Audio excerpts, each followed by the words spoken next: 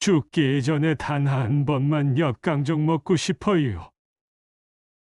2023년 가을, 당뇨로 오랜 세월 투병하시던 72세의 박영수 어르신이 계셨습니다.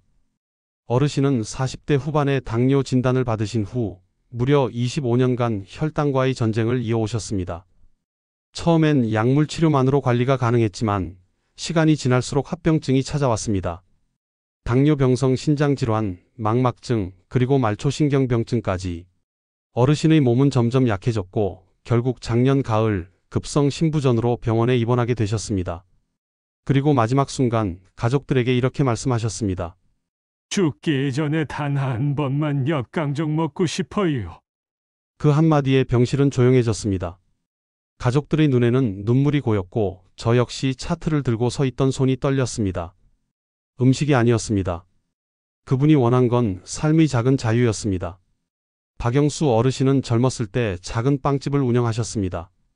매일 아침 4시에 일어나 반죽을 하고 직접 만든 단팥빵과 크림빵을 동네 아이들에게 나눠주시던 분이셨죠. 어르신의 특기는 엽강정이었습니다. 명절 때마다 직접 엿을 고아 견과류를 넣고 만드신 엽강정은 동네에서 소문이 날 정도였습니다. 하지만 48세 건강검진에서 공복혈당 168mg/dl이 나왔습니다. 당시 의사는 이렇게 말했습니다. 당뇨병입니다. 이제부터 단 음식은 완전히 끊으셔야 합니다. 그날부터 어르신의 인생이 바뀌었습니다. 평생 만들어온 빵도 사랑하던 엽강정도 모두 포기해야 했습니다. 처음 몇 년은 그래도 괜찮았습니다. 건강을 위해서라는 생각으로 버텼으니까요. 하지만 10년, 20년이 지나면서 어르신의 눈빛에서 생기가 사라져갔습니다. 저는 당뇨 환자를 진료하면서 그분의 마음을 수없이 보아왔습니다. 혈당 수치를 위해 평생 좋아하던 음식을 포기하고 단 한 숟가락의 밥에도 두려움을 느끼는 분들 말입니다. 제가 의대에서 배운 당뇨병은 이렇습니다. 만성 대사질환으로 혈당 조절이 핵심이며 식이요법과 약물 치료를 병행해야 한다. 맞는 말입니다. 의학적으로 완벽하게 맞는 말이죠. 하지만 제가 25년간 박영수 어르신을 진료하면서 깨달은 것은 당뇨병은 단순히 혈당의 병이 아니라는 것입니다. 삶의 즐거움이 사라지는 병입니다. 명절 때 가족들이 모여 떡을 먹을 때 어르신은 혼자 곤약을 드셨습니다. 손주들이 케이크를 먹을 때 어르신은 과일 한 조각도 조심스럽게 드셨습니다. 생일 때도 결혼기념일에도 크리스마스에도 어르신은 단 한 번도 마음 편히 식사를 하지 못했습니다. 그리고 2023년 10월 급성 신부전으로 입원하셨을 때 어르신의 차트를 보며 저는 충격을 받았습니다. 메트포르민, 설폰요소제, 인슐린, 혈압약, 콜레스테롤약, 신장약, 무려 12가지의 약을 매일 드시고 계셨습니다. 하지만 혈당은 여전히 불안정했고 합병증은 계속 진행되고 있었습니다. 그리고 마지막 날 어르신은 말씀하셨습니다. 죽기 전에 엽강정 한 번만 먹고 싶어요. 결국 단 한 번의 자유로운 한 끼를 그리워하며 세상을 떠나셨습니다. 장례식이 끝난 후 저는 며칠간 진료실에 앉아 생각했습니다. 나는 의사로서 무엇을 했는가? 25년간 그분의 혈당 수치만 보고 있었던 건 아닐까? 어르신의 차트에는 수많은 약 이름이 적혀 있었습니다. 검사 결과, 혈당 그래프, 합병증 기록. 하지만 기록 속에는 그분의 마음은 없었습니다. 우리 의사들은 흔히 숫자를 봅니다. 공복 혈당 126mg/dl 이상이면 당뇨병. 식후 2시간 혈당 200mg/dl 이상이면 위험. 당화혈색소 6.5% 이상이면 관리 필요. 하지만 저는 박영수 어르신을 통해 깨달았습니다. 혈당 수치보다 더 중요한 것은 식사와 행복의 균형이다. 당뇨병은 관리할 수 있는 병입니다. 하지만 마음이 무너지는 순간 그 관리도 함께 무너집니다. 실제로 연구에 따르면 당뇨 환자의 약 30%가 우울증을 겪습니다. 왜 그럴까요? 단순히 병 때문이 아닙니다. 먹고 싶은 걸 먹을 수 없다는 박탈감 때문입니다.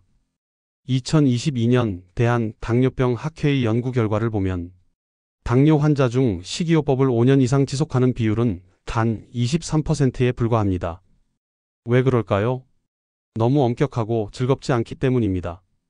저는 이 깨달음 이후로 진료 방식을 완전히 바꿨습니다. 더 이상 환자들에게 먹지 마세요라고 말하지 않습니다. 대신 이렇게 말합니다. 좋아하는 음식 완전히 끊지 않아도 됩니다.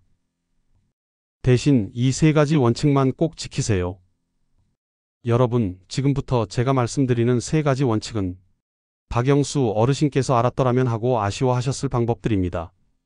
어렵지 않습니다. 하지만 삶을 바꿀 수 있습니다. 원칙 1. 순서 조절. 먹는 순서가 혈당을 결정한다. 첫 번째 원칙, 순서 조절입니다. 여러분, 밥을 먹을 때 무엇부터 드시나요? 대부분은 밥부터 한 숟가락 드실 겁니다. 당연하죠. 하지만 이 순서만 바꿔도 혈당 상승폭이 30에서 40% 줄어듭니다. 2019년 일본 오사카 대학의 연구 결과입니다.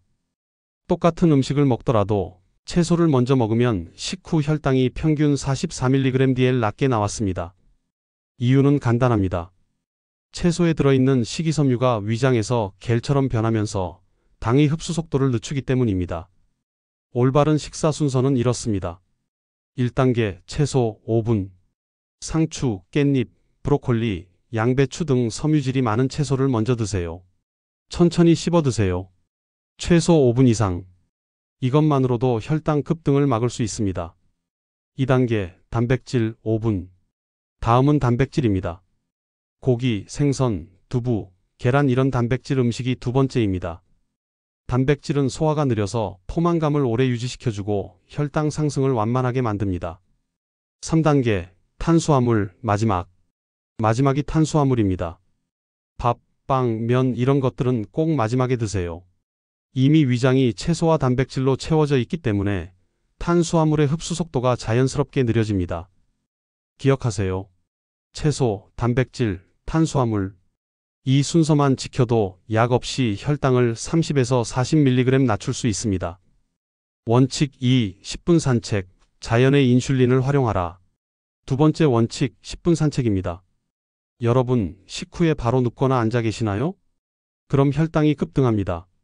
하지만 식후 단 10분만 걸어도 혈당은 20에서 30mg 낮아집니다. 이건 제 말이 아닙니다. 2022년 스포츠의학 저널에 발표된 연구 결과입니다. 왜 그럴까요? 운동을 하면 근육이 포도당을 에너지로 사용합니다. 인슐린이 없어도 근육이 직접 혈액 속의 당을 가져다 쓰는 거죠. 이걸 운동 유발성 당 흡수라고 합니다. 자연의 인슐린이라고 생각하시면 됩니다. 방법은 간단합니다. 식사 후 30분 이내에 10분간 걷기. 빠르게 걸을 필요 없습니다. 천천히 편안하게 걸으세요. 아파트 단지 한 바퀴, 동네 슈퍼 다녀오기, 강아지 산책. 뭐든 좋습니다. 10분만 움직이세요. 만약 밖에 나갈 수 없다면 집 안에서 제자리 걷기를 하세요. TV를 보면서 음악을 들으면서 10분만 움직이면 됩니다. 기억하세요. 식후 10분은 약 한 알보다 강력합니다. 원칙 3. 한 입의 절제, 끊기가 아닌 줄이기. 세 번째 원칙, 한 입의 절제입니다. 이게 가장 중요합니다. 여러분, 좋아하는 음식을 완전히 끊으라고 하면 할 수 있으신가요? 솔직히 어렵습니다. 저도 어렵습니다. 그래서 저는 환자들에게 이렇게 말합니다. 끊지 마세요. 대신 양을 조절하세요.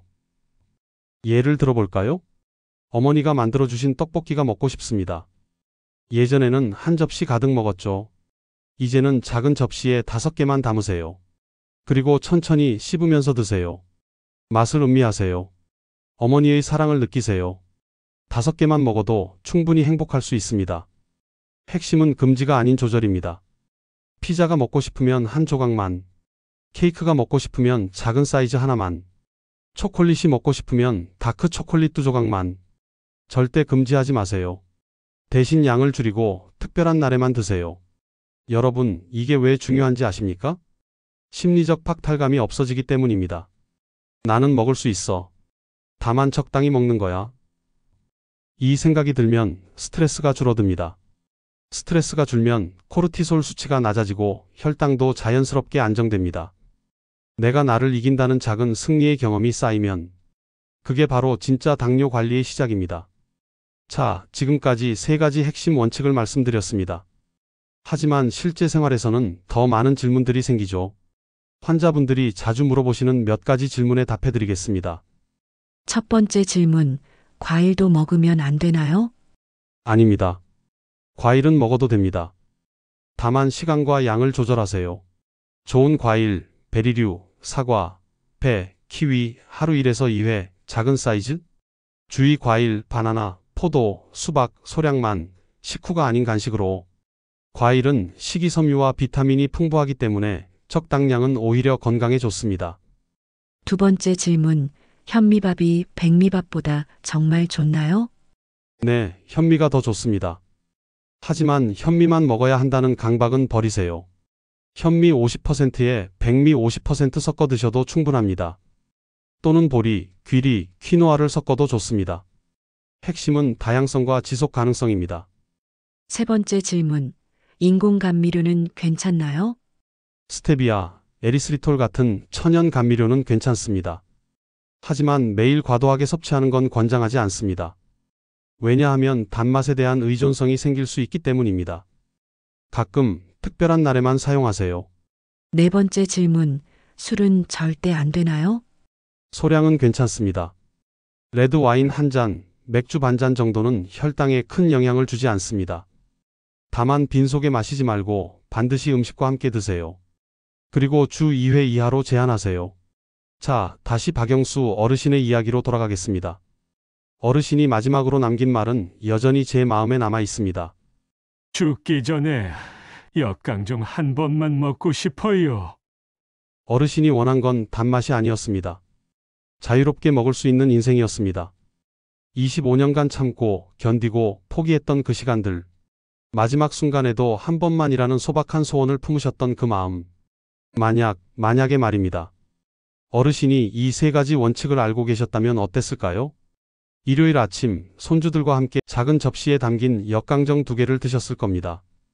그리고 산책을 하셨을 거예요. 혈당은 조금 올라갔겠지만 마음은 훨씬 행복했을 겁니다. 그 행복이 쌓이고 쌓여서 어르신은 더 오래, 더 건강하게 사셨을 거라고 저는 믿습니다. 당뇨는 우리에게 많은 것을 빼앗아가지만 삶의 소중함을 일깨워주는 병이기도 합니다. 오늘 영상을 보고 계신 당신, 혹시 지금도 참는 것만으로 버티고 계신가요? 혹시 좋아하는 음식을 20년째 못 드셨나요? 혹시 가족들과 다른 음식만 드시고 계신가요? 이제는 건강하게 즐기는 법을 배울 때입니다. 완벽하게 참을 필요 없습니다. 대신 똑똑하게 조절하세요. 그게 바로 진짜 당뇨 관리입니다. 박영수 어르신의 이야기는 슬픔으로 끝나지 않았습니다. 어르신의 이야기는 희망의 메시지로 남았습니다. 어르신의 가족들은 제게 말씀하셨습니다. 선생님, 아버지 이야기를 많은 분들께 전해주세요. 우리 아버지처럼 참기만 하다가 후회하는 분이 없었으면 좋겠어요. 그래서 오늘 이 영상을 만들었습니다. 여러분께 전하고 싶은 메시지는 단 하나입니다. 당뇨는 끝이 아니라 다시 시작할 수 있는 병입니다. 오늘부터 단 한 끼라도 건강하게 맛있게 먹는 법을 실천해 보세요. 지금 바로 시작하세요. 오늘 저녁부터 채소, 단백질, 탄수화물 순서로 먹기, 식후 10분 산책하기, 좋아하는 음식 작은 접시에 조금만 담기. 이 세 가지만 실천해도 한 달 후 혈당이 달라질 겁니다. 그리고 무엇보다 마음이 달라질 겁니다. 건강은 숫자가 아닙니다. 건강은 행복하게 사는 것입니다. 박영수 어르신이 그토록 원했던 것처럼 여러분도 자유롭게 행복하게 드세요. 다만 똑똑하게 드시면 됩니다. 오늘 영상이 도움이 되셨다면 좋아요와 구독 부탁드립니다. 그리고 댓글로 여러분의 이야기를 들려주세요. 어떤 음식을 오래 참고 계신가요? 오늘부터 어떻게 바꿔보실 건가요? 여러분의 작은 변화가 누군가에게 큰 희망이 될 수 있습니다. 100세 바른건강 김민수 원장이었습니다. 다음 영상에서 뵙겠습니다.